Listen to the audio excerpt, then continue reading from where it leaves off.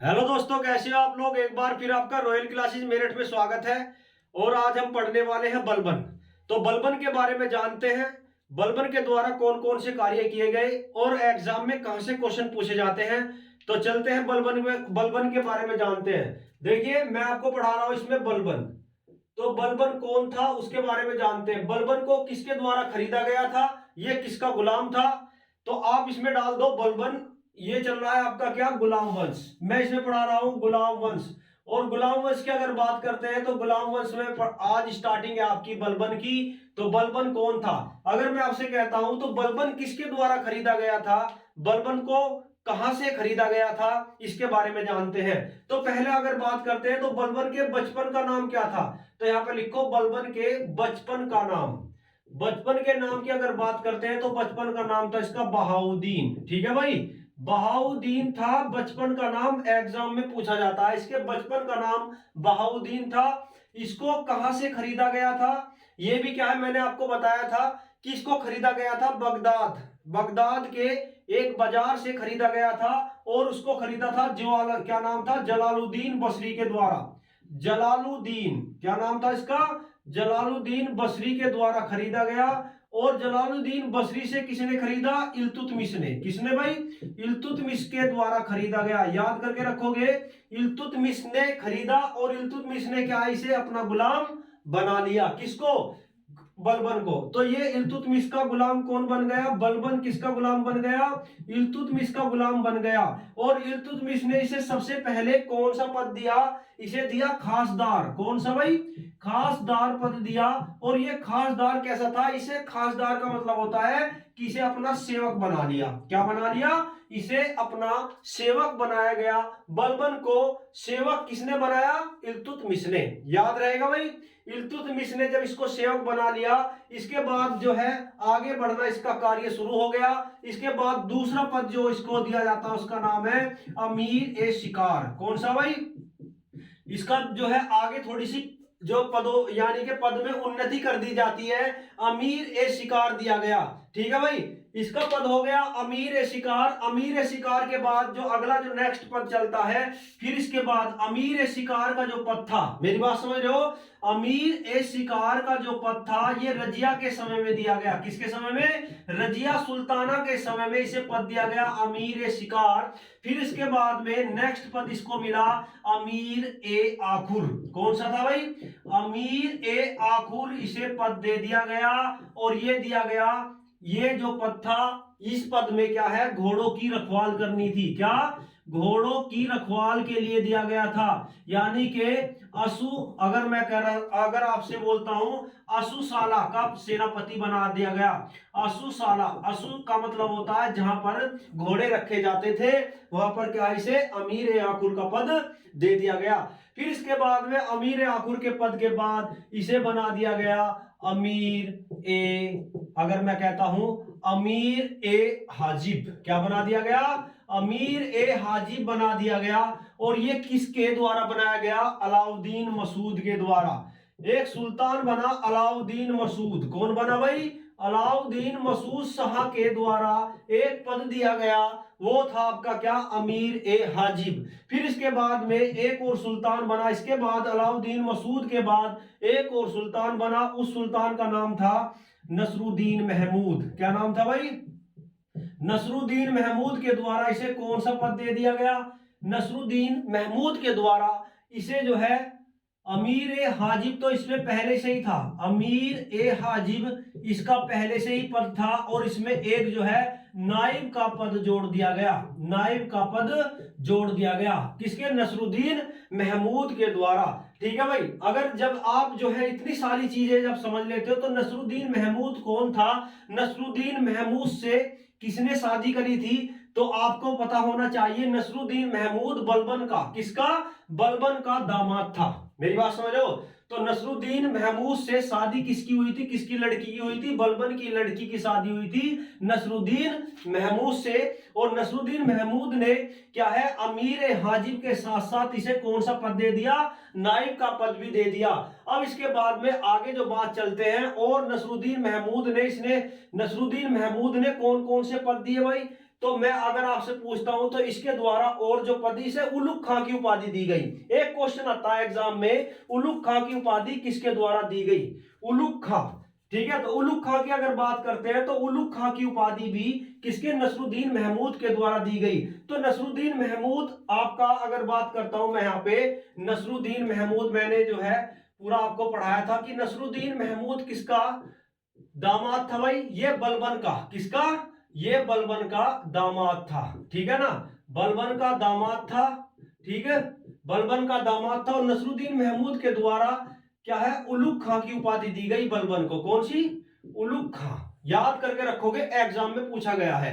फिर इसके बाद में जब नसरुद्दीन में जो है अचानक क्या इसकी मृत्यु हो जाती है, मृत्यु होने के बाद में 1266 में, कब? 1266 में ये आपका बलबन दिल्ली की गद्दी पर बैठ जाता है। किस पर?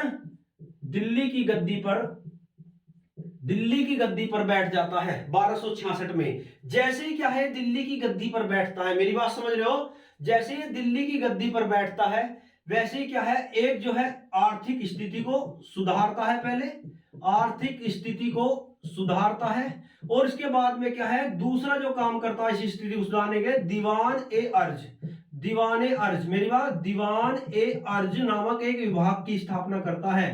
तो एग्जाम में आपसे पूछा जाता है दीवान ए अर्ज विभाग किसके द्वारा चलाया गया था? ये बलबन के द्वारा चलाया गया था। ठीक है ना। फिर इसके बाद में तीसरा जो काम करता है वो चलाता है राजत्व का सिद्धांत। कौन सा? राजत्व सिद्धांत किसने चलाया था? तो राजत्व सिद्धांत भी किसके द्वारा चलाया गया था? बलबन के द्वारा चलाया गया था। और इसमें क्या था? जिल्ले इलाही। कौन सी उपाधि है भाई? जिल्ले इलाही की उपाधि धारण करता है।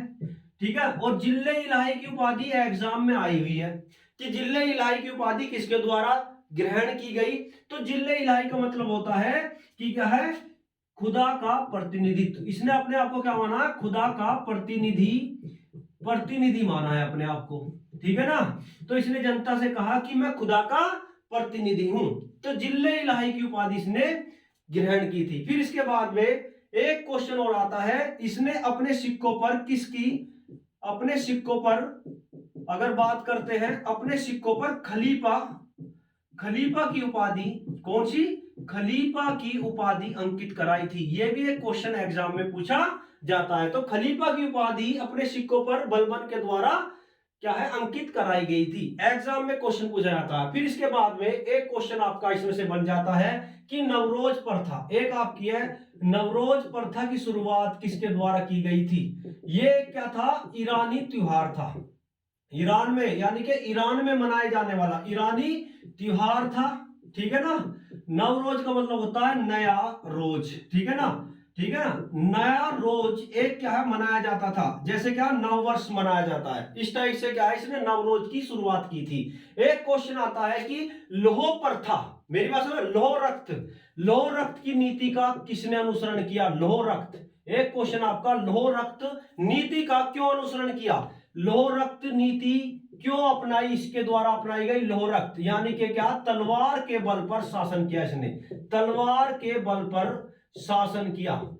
तलवार के बल पर शासन करने की जो लौह रक्त की नीति, अपने प्रतिद्वंदी के खिलाफ क्या है, तलवार के बल पर क्या इसने नीति अपनाई। और ये नीति क्यों अपनाई गई? एक मेवात क्षेत्र था। कौन सा? मेवात क्षेत्र। और मेवात क्षेत्र की स्थिति कहां पाई जाती है उस टाइम पर? दिल्ली, यानी कि राजस्थान के आसपास जो एक क्षेत्र था, मेवात की स्थिति आज हरियाणा में है। कहां पे? हरियाणा में पाई जाती है। दिल्ली के आसपास का क्षेत्र था। यहां पर क्या काम करते थे? मेवा, एक मेवो, एक समुदाय था। ये क्या, लड़कियों का अपहरण कर लेते थे और उसे जो है उसका व्यापार करते थे। ठीक है ना, लड़कियों का, कौन सी लड़की थी ये? लड़की क्या थी? गरीब मजदूर की लड़की थी, आदिवासियों की लड़की थी। उन्हें अपहरण कर कर ले जाते थे और उनका व्यापार करते थे। उस व्यापार को रोकने के लिए तलवार के बल पर इसने शासन करने की जो है पीड़ा उठाई और उस नीति को कहा गया लौह रक्त की नीति। क्या कहा गया? लौह रक्त की नीति कहा गया। और इसके द्वारा जो है एक सिजदा और पैबोस की नीति को भी अपनाया गया। सिजदा और पैबोस, मैं आपसे पूछता हूं भाई, सिजदा और पैबोस की नीति क्या है? अगर मैं आपसे क्वेश्चन करता हूं, सिजदा और पैबोस की नीति इसने क्यों अपनाई? किसके द्वारा? बलबन के द्वारा सिजदा पैबोस की नीति क्यों अपनाई गई? इसके भी क्या है, इसके बारे में जो है अगर मैं आपसे बताता हूं, आप पढ़ लेते हो कि सिजदा पैबोस किसने चलाया, बलबन ने चलाया।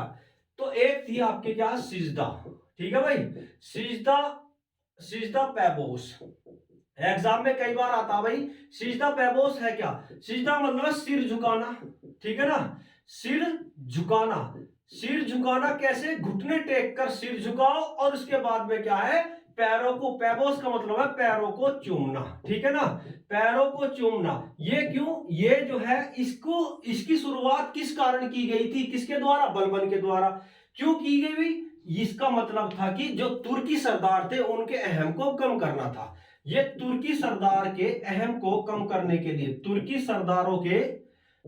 सरदारों के अहम को, अहम का मतलब होता है घमंड को, अहम को कम करने के लिए जो एक नीति अपनाई गई उसका नाम था सिजदा पैबोस, ठीक है भाई।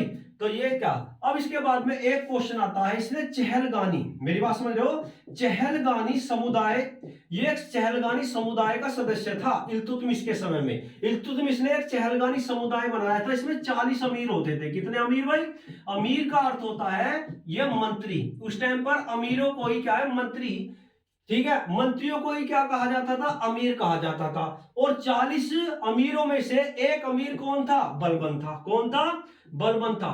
तो इसके समय में जो भी 40 अमीरों में से इसके समय में जो अमीर बचे हुए थे चहलगानी, वे सारे सारे क्या है, इसने पूरा पूरा समाप्त करवा दिए। कोई भी इसमें से कोई सरदार 40 में से जो एक जो बचे हुए सरदार थे सारे जो है किसने समाप्त करवा दिए, ये आपका बलबन ने समाप्त करवा दिया। मेरी बात समझ रहे हो, तो सारी चीजें आपको समझ में आ रही होंगी। चहलगानी समुदाय किसने समाप्त कराया, बलबन के द्वारा समाप्त कराया गया, चहलगानी समुदाय की समाप्ति कर दी गई, ठीक है भाई। तो ये चहलगानी समुदाय समाप्त किया गया बलबन के द्वारा। लौह रक्त की नीति अपनाई गई बलबन के द्वारा, सिजदा पैबोस की नीति अपनाई गई बलबन के द्वारा, और राजस्व सिद्धांत अपनाया गया बलबन के द्वारा, ठीक है ना। इसके समय में अगर बात करते हैं तो इसने तोतिए हिंद की उपाधि दी थी। मैं आपसे एक क्वेश्चन आता है, तोतिए हिंद की उपाधि बलबन के द्वारा किसको दी गई, अमीर खुसरो को। किसको दी गई भाई, अमीर खुसरो को दी गई। अमीर खुसरो को क्या, खड़ी बोली का जनक भी कहा जाता है। अमीर खुसरो को खड़ी बोली का जनक कहा जाता है। और इसमें अगर मैं कहता हूं, अमीर खुसरो ने दरबारी कवि के रूप में सबसे पहले किसके समय में काम किया, तो मोहम्मद शाह के समय में। क्या, मोहम्मद शाह के समय में। मोहम्मद शाह कौन था, इसका बड़ा लड़का था। किसका, ये मोहम्मद शाह बलबन का बड़ा लड़का था। इसका दूसरा लड़का था बुकरा खां। क्या नाम था भाई, दूसरा लड़का इसका बुकरा खां था, ठीक है ना। लेकिन मोहम्मद शाह मंगोलों आक्रमण के कारण क्या, मारा गया, इसकी हत्या हो गई। बचा कौन, बुकरा खां। बुकरा खां को क्या है, जैसे ही ये मरा वैसे ही क्या है, धीरे धीरे सदमे में आ गया। कौन, सदमे में कौन आया, सदमे में आ गया बलबन, क्योंकि ये क्या है, इसे उत्तराधिकारी घोषित कर दिया था। किसको, मोहम्मद शाह को। मोहम्मद शाह क्या है, इसका एक योग्य पुत्र था, ठीक है। बुकरा खां एक विलासी पुत्र था। कैसा था, एक विलासी पुत्र था। इसे बंगाल का शासक बनाया गया। इसे बंगाल का शासक बनाया गया। जैसे ये मर गया, मरने के बाद जैसे ही क्या है, इसको उत्तराधिकारी नियुक्त किया। किसने, बलबन ने। तो ये क्या है, इसने क्या काम किया, बुलाया तो कहां था, इसे बंगाल से बुलाया गया था। कहां से, बंगाल से बुलाया गया था। बंगाल की राजधानी उस टाइम पर लखनौती होती थी। कहां पर, लखनौती। लखनौती, बंगाल की राजधानी उस टाइम पर लखनौती थी। और लखनौती को क्या है, उस समय पर सबसे बड़ा जो है विद्रोह का केंद्र माना जाता था। सबसे ज्यादा विद्रोह लखनौती में ही होते थे, ठीक है ना। लेकिन लखनौती से ये वापस आया तो कहा, दिल्ली में आया, लेकिन क्या वापस क्या, लखनौती चला गया। और उसने जो है दिल्ली पर शासन करना मना कर दिया कि मैं राजा नहीं बन सकता। इसलिए क्या है, फिर इसके बाद में कैकुकाबाद, मेरी बात सुनो, कैकुकाबाद को क्या है, कैकुकाबाद को क्या बना दिया गया, कैकुकाबाद को जो है दिल्ली का सुल्तान बनाया गया, दिल्ली का। और कैकुकाबाद कौन था, अगर बात करते हो तो कैकुकाबाद कौन था, ये इसका पोता था। किसका, बलबन का। कैकुकाबाद के बाद क्या हुआ, ये भी क्या है, इसके द्वारा भी, इसमें भी क्या षड्यंत्र हो गया। इसके बाद कौन बना आपका, कै खुसरो, क्या है, या कैमूर्स बना। क्या नाम था उसका, कैमूर्स बना। और कैमूर्स की जो है 3 साल के की क्या है, हत्या कर दी गई। 3 साल के की हत्या करने के बाद में फिर एक जो है वंश की शुरुआत होती है, उसका नाम है खिलजी वंश। कौन सा आ जाता है, खिलजी वंश की शुरुआत हो जाती है। और एक गुलाम वंश आपका समाप्त हो जाता है। तो कुल मिलाकर क्या है, ये आपका बलबन था। तो बलबन के द्वारा कौन सा कार्य किया गया, कहां कहां से क्वेश्चन आते हैं, ये सभी जो है मैंने इस वीडियो में आपको समझा दिया। अगर आपको ये वीडियो पसंद आई हो तो आप इसे जो है लाइक करना, ठीक है भाई, और इसे शेयर करना और सब्सक्राइब करना। ऐसी वीडियो आपको मिलती रहेंगी। अगला जो टॉपिक होगा वो खिलजी वंश का होगा, ठीक है ना। तो आपको मध्यकालीन इतिहास के बारे में पूरी जानकारी जो है एक जो वीडियो वाइज वीडियो आपको जो है इसमें मिलती रहेगी। तो आप इसे सब्सक्राइब करना जरूर, सब्सक्राइब करना ना भूलें, ठीक है ना। ओके बाय, कल मिलेंगे।